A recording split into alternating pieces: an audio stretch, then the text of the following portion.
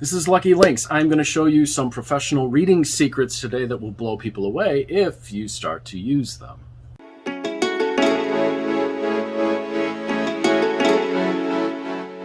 Good afternoon, evening, or morning, wherever you are. This is Lucky Links.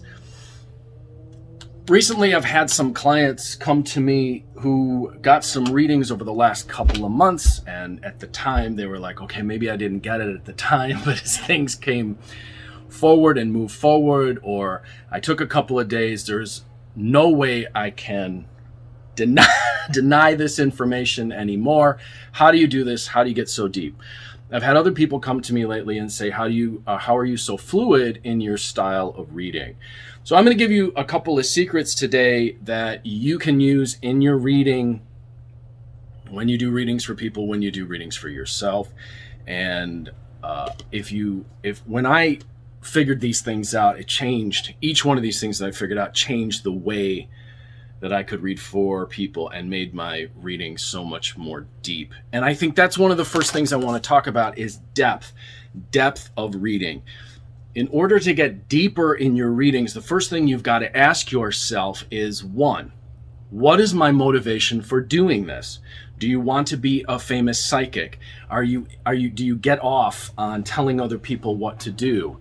Are you trying to fool yourself into believing that if you give other people advice that your life will be okay? These are things that will sabotage your reading ability, reading style, if they're not integrated and congruent, because people will know. For example, if your life's not together, but you're telling other people how to live their life, if you got bad relationships and you're giving other people relationship advice, they'll know. People will sense this. There's a congruency that has to happen in your readings. People will know if it's not there. That's the first part. So check your motivation. Why do I want to do this? When I started this out, my motivation was I want a deeper understanding. As I gain a deeper understanding, I want to be able to share this with other people because I feel it's something that is really important to do or is worthwhile. Let's put it that way. I think when people put all this pressure on themselves, I have to be a reader, the universe has called me to be a reader, that's a good way to set yourself up for a whole lot of pressure. Those of you who read the tarot, that's a 10 of Wands situation. You're putting a whole bunch of garbage on your back that doesn't need to be there. I thought it would be a worthwhile thing to do if I could gain a deeper understanding and to share that with other people. It would be a worthwhile way to spend my time and to make a living. So that was how I checked my motivation in the beginning. Now, as you check your motivation in the beginning, if the motivation is a good one, then it's going to push you to become better and better and better, and it's going to keep you from getting hung up on certain things. So for example, if your motivation is a good one and you so for example, in my case, I wanted to gain a deeper understanding. I wanted to share that stuff with people, which kept me from being limited to just using cards. People get hung up on the tool, and you guys have heard me say this before. They get so enamored by cards. I want to read cards. It's all about cards. The answer's in the cards. The cards are a tool. If you really have a motivation that you want to help people, you're going to grow bigger than just being able to do cards, which is why I got into hypnosis as well, which eventually led me to do Tibetan Bon, astrology, and cosmology. One of the reasons that I can get so deep with people right now is because I'm actually using calculations based on their birth patterns that they came in with, and I'm trying to help people move back to the lives that they were born to live, which is why the readings take on a deeper tenor than if I was just hung up on being a card reader. Okay, so check your motivations and be willing to move and grow bigger than the tool when the time is right. That doesn't mean I don't use cards. I do use cards, but I put them in their place. They do not put me in my place. That's the difference. And so many readers out there are hung up. The cards put them in their place. The cards are mommy and daddy, and that's not the purpose. So that said, today is a fire horse day, so I am going to use my horse cards for this one. First thing, I have the meanings all memorized. I know what the meanings are. So I start knowing what the meanings are. I don't just wing it. I know what the meanings are, and then I forget them. I leave them where they are. I've used this enough to know what the meanings are. I've seen and observed how they come up in certain situations over and over again, so I know the patterns. I know when they come up. I also know today's a fire horse day, and I know there's a card in here that's a fire horse. If the fire horse shows up, that's going to make a connection. I'm already going, if that comes up, I know that's going to mean something. It's probably going to amplify things. So when people ask me, how do you do these things so fluidly? Well, I spend time practicing. I know the meanings, and then I forget them, and then I allow for innovation, creativity, and connecting with the individual to come into play. If you're not connecting with the individual, if you're not listening to them, if you're not paying attention to who they are and what they need, you're gonna fall short on the reading. Okay, I've made all these mistakes. I'm not sitting in judgment of anyone. I've learned these things because I've made these mistakes. These are the mistakes we as human beings make. There's another thing. I'm not a master. I am a student of Tibetan Bond. I'm not a master, which gives me constantly room to grow. When people start with the I am a master, get away from me. If you haven't proven that you can be a master, a spiritual master, and there's some very specific things I look for them to be able to demonstrate that they can do that, then I don't want to hear it. Allow yourself room to grow. Don't sit in judgment. Don't put yourself on the throne as the master. There's a lot of vanity happening out there with readers right now, and that is going to be challenged this year. I've mentioned that in another video. There are some other things I watch for specifically that when I hear them, I immediately tune out. There is a woman or a man here who is related to you, and they have a message for you, and their name begins with N, Y, Z, Q, P, Q. I'm out of here. Because that means either a spirit is messing with you or you're cold reading with me because you're not connecting with me. If they refuse to ask questions because they are an all-powerful medium, I know their pride's got them. I know that they're going to fall because the pride is going to get a hold of them. So if they can't connect with an individual and ask them questions, then this is not about me. This is about them showing off. If someone wants me to tell them what to do, then that's a different kind of reading than if someone says, you know, I really believe that I'm in control of my own fate, and I'd like to look at some things. So all of these things come into play as I read, and these are part of what sets up the ability to be able to read things smoothly and to flow with the reading and give the person an experience that can actually give them a deeper understanding, and it's worthwhile. It's not about me showing off. It's not about me saying I'm the all-powerful medium. It's not about me saying I'm a master. It's about me saying, hey, let's connect, see what's going on in the situation, work through it, and then possibly come up with some solutions, especially when I'm working with people in crystal mirrors or their cosmology we're all about solutions. If this is just about laying down some garbage that someone already knows and leaving them with it, what's the point? And that was one of the things that early on made me want to go deeper and deeper and deeper into figuring out how to help people solve problems, because the problems could be unearthed pretty easily, but then what do you do to solve them? Well, you need to grow with that and become bigger and better at being able to help people and make a deeper connection with them and helping them to move through whatever it is that they're trying to move through, instead of just saying, well, this is what's coming, this is it. Okay, I think that's all I wanted to say about that. There's another thing too, that when people say, I wrote down 3 questions that I always look for. If someone says these 3 questions or sees these 3 things, I'm out of there. So those are things that I look for and watch immediately. If I see someone doing those things, I go, all right, I tune out immediately. I want someone to connect with me if they're doing a reading, and I want, when I'm working with my clients, to connect with them. If that's not the style that you're interested in, that's okay as well. There are different people who like different styles for different reasons, different personalities, different patterns that they were born with. So nothing in this is a judgment. They are just answers to the questions. How do you get deeper readings with people? How are you able to connect with people in ways that actually brings this stuff out? And then they go, oh my gosh, I can no longer avoid this. This is exactly what's going on in my life, and it's really pounding me. And how do you have a fluid style when you read? Okay. So like I said, I know the meanings of the cards. I forget them. Someone says, okay, I want to know.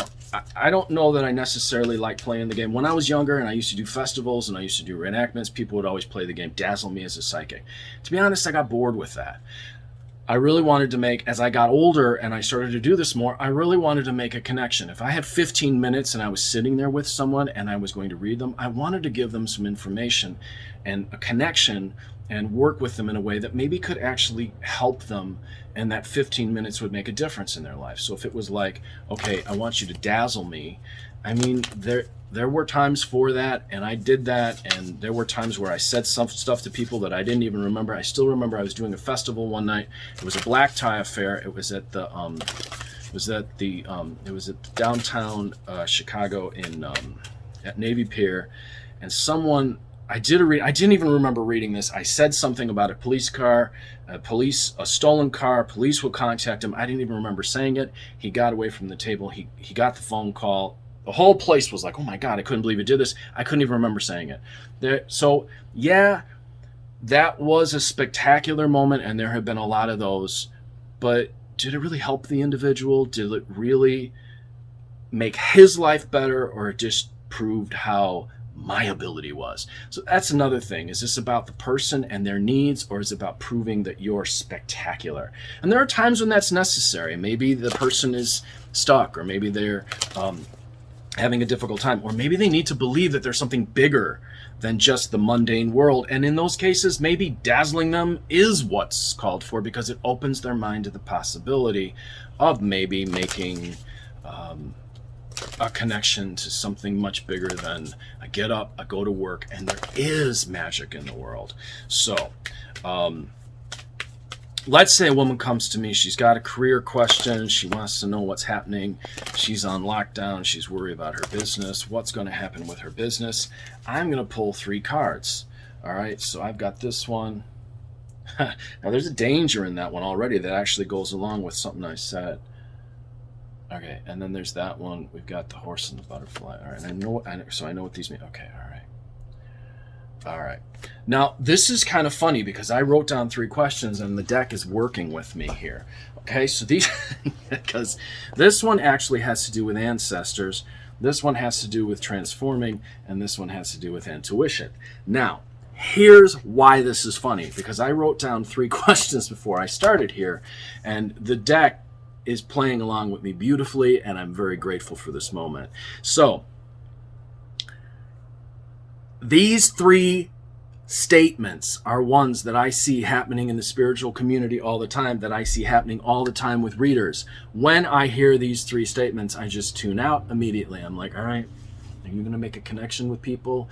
Are you going to just tell them the same things over and over and over again? 1, now this is why this is funny, because these 3 cards go along exactly with what I said. When I said there's a male or female here for you that's talking to you, this is the ancestors card. All right. When I said this one's the intuition card, one of the things people say all the time is you need to trust yourself more. You need to trust yourself more. That's nice, but I'm sitting here in front of you making a reading or getting a reading from you. I'm choosing to get a reading from you. Don't tell me to trust myself more, because I'm in a position where I need some help in figuring out and putting things together. And it's really important. In some of those cases, what may be happening is there's a pattern going on that they were born with. They're trying to work through. They can't get through it. And if you're not even willing to try to figure out what that pattern is and help them through it, and you just tell them to trust themselves more, they're going to hate you. The second one is honor your truth, or it's time to release what is toxic. Well, this is the transformation card. So I could very easily say, trust yourself more. It's time to release what is toxic. And I have an ancestor here that's a male or a female with the name starting with an N who wants to tell you that they love you and you need to let go. Okay, that's the kind of reading we hear all the time. So I know that those are possibly where these cards lead. I want to make a connection with an individual, and I'm going to go deeper than that. So the first thing is I see the intuition card, I see the transformation card, and I see the card relating to ancestors. She's asking me about a business. I'm going to talk to her about her business. And I'm going to go, did someone in your family give you money to actually put this thing together? Are you feeling pressured by the fact that someone in your family gave you the money to start this business, and you're feeling guilty because you've actually relying on their resources to be able to put this down? Because I know this person is stressed out to begin with. And they're probably feeling like, oh my God, I'm going to let them down. Also, I'm going to say, what's the example of success perhaps that your family or that your ancestors, your family, is putting on you?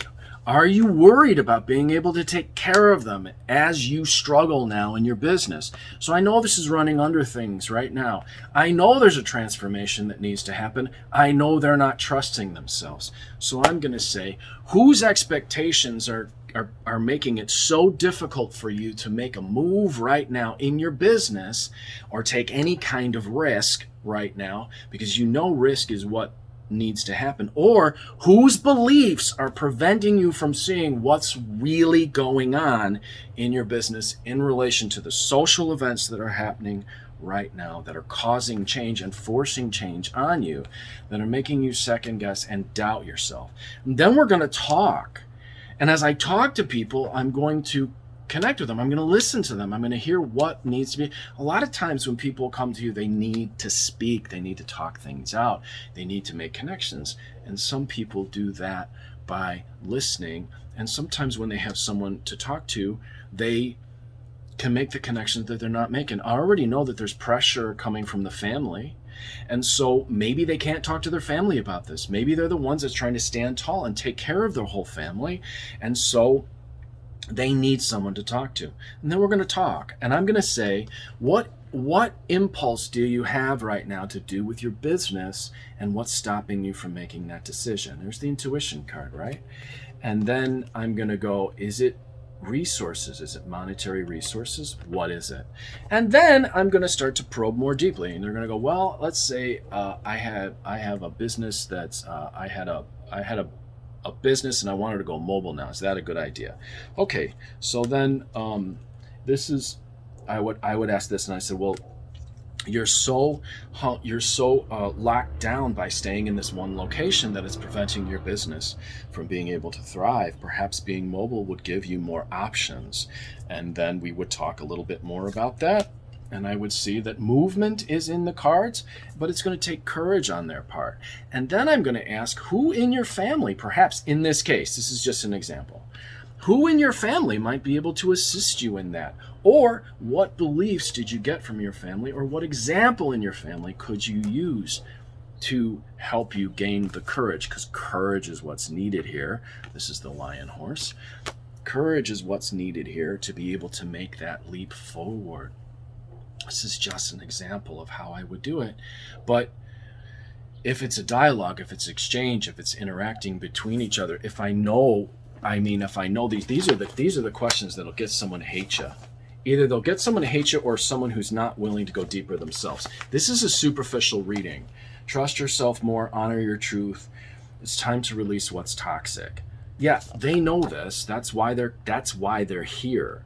And you haven't really gotten deeper into the situation. But now if I know that there's a loan that came from their family that they're worried about repaying, I know at least what the source of the pressure is.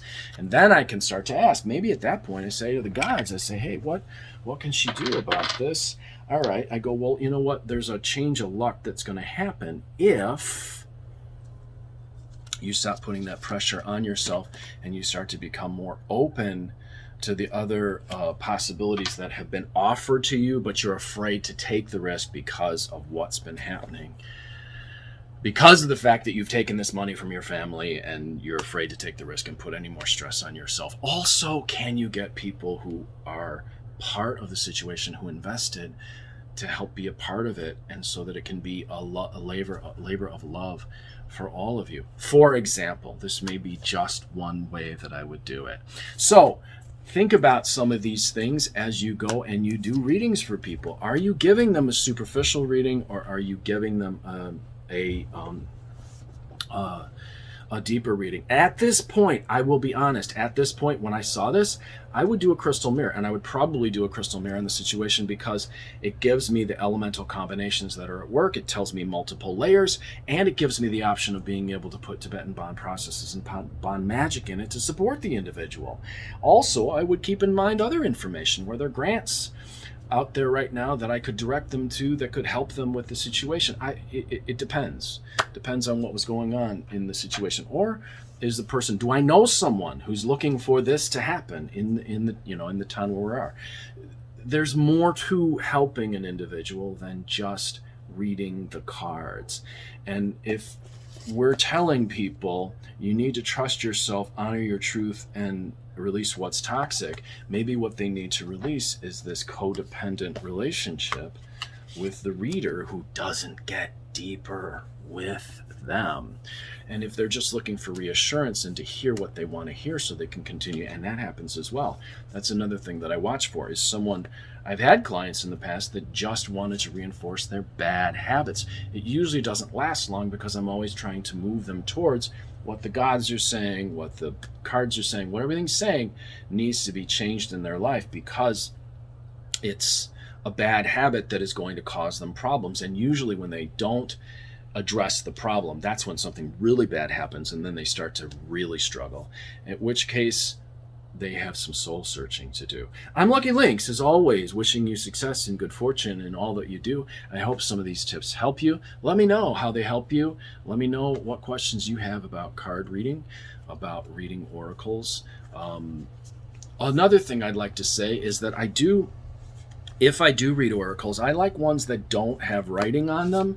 I don't like it at all when they got that writing on it and it says, trust or whatever, because your mind is going to latch onto that automatically. Your critical mind's immediately going to latch onto that, and it's going to start to try to build a story based around the word rather than actually sensing the whole picture of what's going on, and then you're focused on what it's telling you.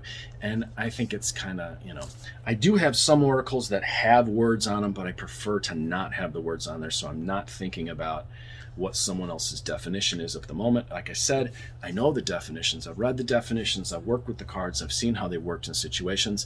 Now is the time to interact with the individual, and that's how the smoothness happens. And people keep asking me, how's your style develop so smoothly? I'm interacting with the person. You have to listen to them. You have to feel where they're coming from. You have to put themselves in their shoes. And then you have to put yourself in a place where you're not overwhelmed by their emotions. Otherwise, the reading goes away. So if you would like to learn how to do some of this, I've got a whole bunch of classes. I've got a class on how to read tarot, how to read playing cards, how to read crystal ball, how to read Mexican Loteria, how to read Lenormand. I think that's all of them. If you'd like to take any of these classes, contact me, 779-302-8009 or conjurehope@gmail.com. If you'd like to get a reading from me, same way to contact me if you want me to do a crystal mirror or your Tibetan bond astrology, where we really get deep. In both of those situations, we can really get deep into a situation and we can actually start to cause change happening. So contact me if you'd like to get a reading this way, or through a crystal mirror or your chart. I do still have a waiting list, but I've been plowing through that, and so I'm getting faster and faster at doing charts. Everything's done by hand, and everything is based on the story of your birth and what you were born to be and what you are here actually trying to become. I'm going to put my information for my new website below, luckylinksfortune.com, and you can click on that and you can go check out my site if you'd like, or contact me again, 779-302-8009 or conjurehope@gmail.com.